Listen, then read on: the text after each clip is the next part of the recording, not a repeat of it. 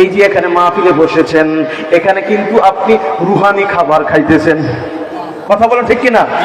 খাবার তো ক্ষুধা তো কত কিছুরই আছে না? চোখের ক্ষুধা, জিহ্বার ক্ষুধা, পেটের ক্ষুধা, যৌবনের ক্ষুধা আছে না নাই? এমনি করে রুহানি ক্ষুধা আছে। আল্লাহর কালাম, নবীর হাদিস, ধর্মীয় কথাগুলো হলো রুহানি খাবার। জোরে বলেন সুবহানাল্লাহ। এই খাবারগুলো স্বাদ আছে না নাই? এই খাবারগুলো স্বাদগুলো মিষ্টি না তিতা? মিষ্টি মিষ্টি ভালো লাগে যদি আপনি মানেন, তিতা কথাগুলো ভালো লাগবে। আল হাক্কু মুররুন, সত্য কথাগুলো যদিও তিতা, কিন্তু যদি মানার মতো আপনার নিয়ত হয়, বিশ্বাস, আদব, প্রেম যদি থাকে, আপনি যদি মেনে নেন, তাহলে তিতা কথাগুলো আপনার জন্য ভালো লাগবে। আপনার মিষ্টি সবকিছু মিষ্টির মতো লাগবে, মধুর মতো লাগবে। ঈমান থাকবে, ঈমান যাবে না। ঈমান যত আগুনে আপনাকে নিক্ষেপ করা হোক না কেন, আপনি নীতি বিসর্জন দিবেন না, বরং আপনি ঈমানদার থাকবেন। জোরে বলেন সুবহানাল্লাহ। প্রিয় হাজিরিন, তাহলে একটা কথা প্রথম জানলাম, যদিও হাজার হাজার সাহাবা শহীদ হয়েছে, ঠিক না, তবে প্রথম যিনি শহীদা তিনি একজন মহিলা, ঠিক কিনা বলুন? প্রথম শহীদা তিনি মহিলা। ও মা বোনেরা শুনুন, দিনের জন্য মায়েরা কতটুকু ত্যাগ করেছে, কত চেষ্টা করেছে। আজকে তুমি তাদেরকে অনুসরণ করছো না, তাদেরকে ফলো না করে তুমি ওই যে বিজাতীয়, বিধর্মী, উলঙ্গ, বেহায়া পরা নারীদেরকে ফলো করতেছ। কথা বলেন ঠিক কিনা? ঠিক আছে না নাই? আছে। তুমি দেখবা জান্নাতের মহিলাদের সরদারিনী সাইয়্যিদা শাবাব, সাইয়্যিদা খাতুনে জান্নাত ফাতিমাতু জোহরা, তাকে অনুসরণ করবা, তার সাথে জান্নাতে যাইবা। ঠিক কথা বলেন ঠিক কিনা? তুমি অনুসরণ করবা দুনিয়ার নগ্ন কোন মহিলাকে, নায়িকাকে।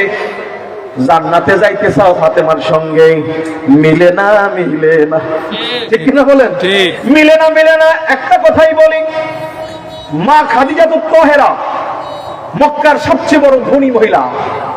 নবীজির কদমে আসার পরে বলে, নবী গো, আমি আপনাকেই চাই, আপনার কদমে আমি আমার জীবন যৌবন সবকিছু যেমন কুরবান করলাম, আমি আমার কাছে সঞ্চিত যত ব্যবসার বাণিজ্য আছে, যত সম্পদ আছে, আমি আপনার জন্য তথা আপনার দিনের জন্য আমি উৎসর্গ করে দিলাম। সুবহানাল্লাহ, সুবহানাল্লাহ। আরে তোমার এই সমস্ত মুজিজা দেখা বিবি খাদিজা, তোমার এই সমস্ত মুজিজা দেখা বিবি খাদিজা, জীবন যৌবন সপে দিল পায় গো নবীজি, পড় দুরুদ নবী মুস্তাফায়, পড় দুরুদ নবী মুস্তাফায় গো, সময় যায়, পড় দুরুদ নবী মুস্তাফায়। ও মায়েরা শোনো, মনোযোগ দিয়ে শোনো, মা খাদিজা জীবন দিয়া, মন দিয়া, নিজের সঞ্চিত সব সম্পদ দিয়া নবীজিকে চায়, ঠিক কিনা বলেন? এমন চাওয়া চাইল আমার নবী গো আল্লাহ, কাল হাসরে তো আমি আমার প্রিয়তম বিবির মনে রাখবো।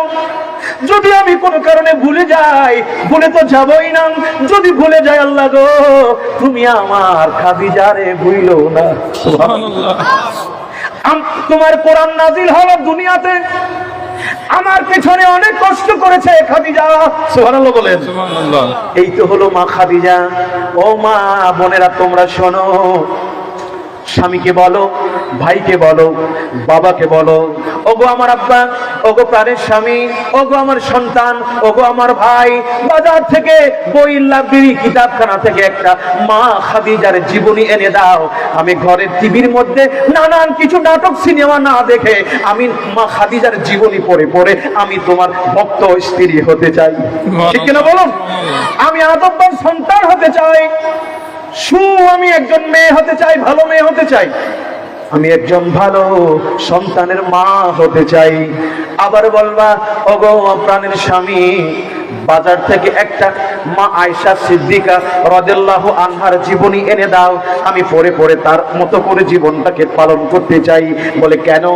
শুনেছি, ওয়াজ শুনেছি যে যদি আমি সেই মাকে ভালোবাসি, অনুসরণ করার চেষ্টা করি, আল মারউ মা'a মান আহাব্বা, যে যারে ভালোবাসে হাসর হবে তার সঙ্গে। কথা বলো ঠিক কিনা? আমার হৃদয়, আমার ভালোবাসা যদি নগ্ন মহিলার পোশাকের দিকে হয়, কাল হাসর তার সঙ্গেই হাসর নসর হবে। ঠিক কিনা বলেন? হুঁশিয়ার হয়ে যাও, সাবধান হয়ে যাও। ওই যে বিজাতীয় টিভি কালচার গুলো, ভারতীয় সিনেমা নাটকগুলোর মধ্যে যত নোংরামি বেহায়াপনা আছে না নাই? যত পরকীয়া আছে না নাই? কে কার বউ নিয়ে ভেগে যাবে, কে স্বামীর উপরে আঘাত করবে, কে শ্বশুর শাশুড়ির সাথে বেয়াদবি করবে, এই সবগুলো বেয়াদবি জঘন্য চরিত্র নিয়ে ভরপুর ওই সিনেমাগুলো, ওই নাটকগুলো। ঠিক কিনা বলুন? তুমি মা, তুমি বোন, সেই নাটক সিনেমা দেখার জন্য আগে আগে রান্না বাড়া করে টিভির সামনে বসে থাকো। তুমি আর কইবা যে মা খাদিজার সাথে জান্নাতে যাইবা, এটা কি হইল? না।